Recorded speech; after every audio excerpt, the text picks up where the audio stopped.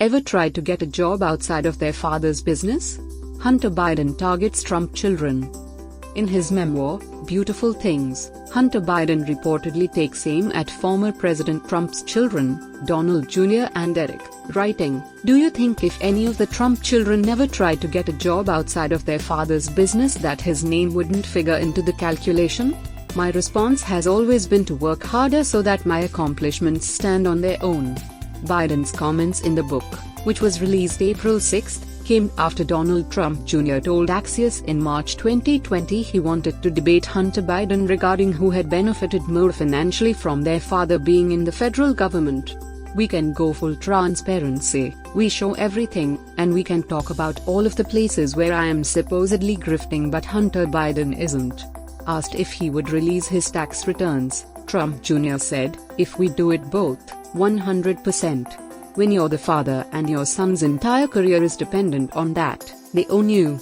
They've bought Biden Incorporated, and they've been doing it domestically, whether it was MBNA Bank, whether it was Amtrak, whatever it was, domestically, when he was a senator, and had influence over domestic policy, and they started doing it internationally the second Joe Biden became vice president and had authority abroad.